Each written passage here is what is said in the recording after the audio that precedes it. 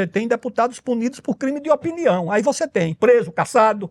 Por corrupção não tem um, que eu saiba, pelo menos, só dizer que vocês lembrem. Ou investigado. Então a Câmara e o Senado têm que fazer também o seu papel, têm que investigar. Além da segurança pública, a corrupção também desponta nas pesquisas como uma das grandes preocupações dos brasileiros. E a eleição começa sob a nuvem das revelações do caso do Banco Master. Para o senhor, a partir do que já está revelado, já havia espaço suficiente para medidas mais contundentes em relação a algumas autoridades públicas que tiveram reveladas relações com esse caso do Banco Master?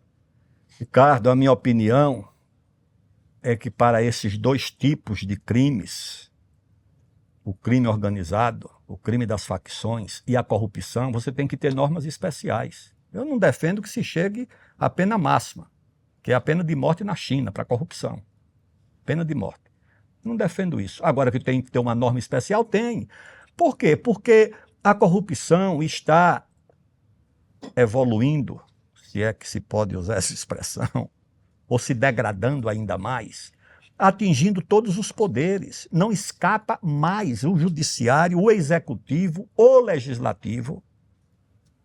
Envolvimento do sistema financeiro, dos bancos, que eram instituições que ficavam distantes desse tipo de fenômeno. Hoje não. Hoje você vai na Faria Lima e tem lá alguém ou um grupo envolvido na lavagem de dinheiro do crime organizado. Eu acho que para o crime de corrupção tem que haver também uma norma especial que dê ao Ministério Público, à polícia e ao judiciário instrumentos eficientes para enfrentar esse flagelo, essa mazela, porque isso desacredita a base do sistema que permite o funcionamento da democracia, que é a política. Se você desmoraliza, porque a política é uma abstração. A política é uma abstração. O Congresso é uma abstração. O que não é abstração são os integrantes do Congresso, os deputados, os senadores, os ministros. Esses são figuras concretas. Quando essas figuras se envolvem nesse processo de degenerescência, de corrupção, a política é degradada.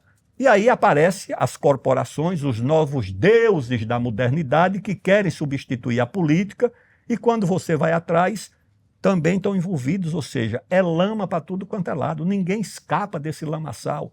Eu acho que nós precisamos contar com normas que o corrupto e o corruptor sintam que vão ser alcançados por penas muito duras, porque hoje, o que é que acontece? O sujeito é envolvido num esquema de corrupção. Pode passar 3, 4, 5, 6 anos, acho que ninguém passou mais do que isso na cadeia, depois sai para usufruir dos benefícios, do crime que praticou. Eu acho que não. A corrupção é uma coisa assim que degrada a sociedade, deseduca, tira o pudor, tira o limite das pessoas. O senhor era presidente da Câmara na sessão que cassou José Dirceu pelo escândalo do Mensalão. O senhor avalia que os sucessivos escândalos de corrupção no Brasil foram devidamente enfrentados ou foi se jogando a areia para baixo do tapete e isso se tornou uma bola de neve? Eu respondo com uma pergunta, porque quando eu era presidente da Câmara, houve a cassação do deputado Zé Dirceu, do deputado Roberto Jefferson e de outros parlamentares. O que eu pergunto é agora, nesses escândalos de Banco Master, nesses escândalos de INSS, que é outro escândalo que está na sombra, mas eu acho tão grave ou pior do que o Banco Master. Porque o Banco Master é um escândalo de milionários, de ricaços. Não, estão tirando o dinheiro dos pobres também, da previdência dos pobres. Mas o INSS é uma tragédia, porque é o aposentado, ele não tem como se proteger, ele não tem advogado. Ele tem que confiar no Estado. E o Estado subtrai parte da renda dele. Agora eu pergunto o seguinte, quem foi investigado nesse episódio? Que deputado? Tem os escândalos aí das emendas secretas, todo mundo sabe disso, está sendo investigado há muito tempo. Qual foi a punição que apareceu até agora? Na Câmara, no Senado? Eu acho que é exatamente a omissão do próprio Poder Legislativo em relação aos seus integrantes. Você tem deputados punidos por crime de opinião, aí você tem preso, caçado. Por corrupção não tem um, que eu saiba, pelo menos, só dizer que vocês lembrem. Ou investigado. Então a Câmara e o Senado têm que fazer também o seu papel, têm que investigar para poder as pessoas terem algum nível de confiança nas instituições, porque hoje está todo mundo perdendo a confiança, o Congresso perde a confiança, o Supremo perde a confiança e o Judiciário, o Legislativo e o Executivo nem se fala. Por quê? Porque aí você tem uma dissintonia entre esses dois elementos, que é o poder e a autoridade. O poder é concedido por uma norma. A norma dá poder ao juiz, dá poder ao ministro do Supremo, dá poder ao deputado, ao senador, ao presidente da República, ao governador. A norma dá o poder. A autoridade quem dá é a biografia, é o comportamento. Então hoje você tem um poder sem autoridade.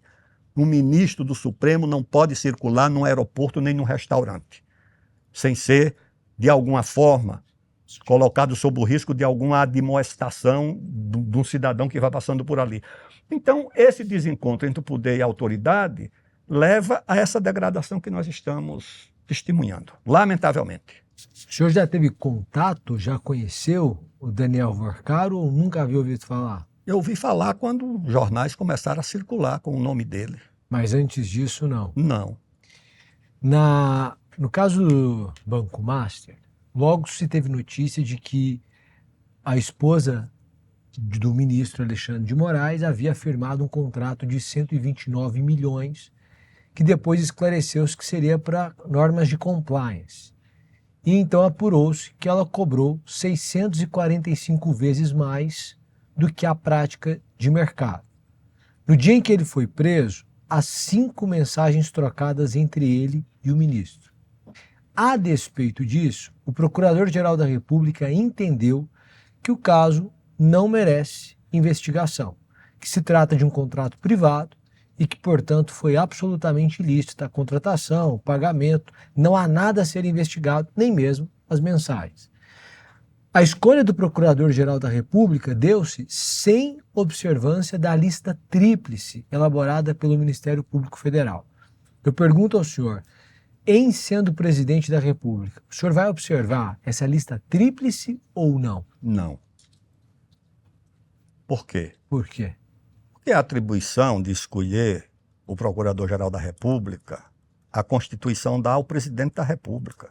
Ele tem a obrigação de escolher alguém que tenha a dignidade e a capacidade de exercer essa função com espírito público. Você não vai transferir uma atribuição do presidente da República para uma corporação, para um sindicato de procuradores e de promotores. Eu acho que isso é errado. Agora, eu te devolvo a pergunta sobre o caso da esposa do ministro, o seguinte: imagine se fosse a esposa de um deputado ou de um senador que estivesse votando alguma norma relacionada com o contrato que a esposa celebrou com o contratante, ou se fosse um caso de um ministro do Poder Executivo, provavelmente já estivesse empichado, ou preso, ou processado, provavelmente pelo mesmo Procurador da República, que achou que não deveria tomar essa iniciativa em relação o cargo Na lá sua do visão, ministro. o procurador Paulo Gonet está errado. Mas completamente errado. Aliás, é difícil você encontrar alguma coisa onde esse procurador esteja certo. Ali não existe independência entre o exercício da Procuradoria-Geral da República, da chefia do Ministério Público Federal e o Supremo Tribunal Federal. Eu vi isso lá quando eu fui testemunha lá do Almirante Garnier, tá certo? Parecia uma dobradinha, parecia que o ministro do Supremo e o procurador jogavam no mesmo time. Porque quando houve um desentendimento lá com o ministro Alexandre de Moraes, por conta de regras da língua portuguesa, ele passou a palavra para o Procurador-Geral da República e ele, ao invés de fazer uma pergunta, ele fez uma afirmação, certo? Para, naturalmente, reforçar o argumento do ministro do Supremo Tribunal Federal. Porque se eu tivesse ido lá para corroborar a visão do Supremo de que aquilo tinha sido uma tentativa de golpe, de que o Almirante Garnier, de fato, era um dos chefes ou dos pretensos chefes de um golpe que estava em curso, provavelmente eu não teria sido admoestado pelo ministro. Mas quando eu disse que aquilo era uma força de expressão da língua portuguesa e que não cabia interpretação literal de alguém que disse... Qual era a expressão mesmo, ministro, para lembrar? Estou à disposição. Estou à disposição é um lugar comum na vida militar. O cabo está à disposição do sargento, o sargento do tenente, o tenente do capitão e assim por diante. O general à disposição do ministro ou do presidente da República, que é o chefe supremo das Forças Armadas. Então aquilo é um lugar comum, aquilo não significa que vamos fazer um golpe.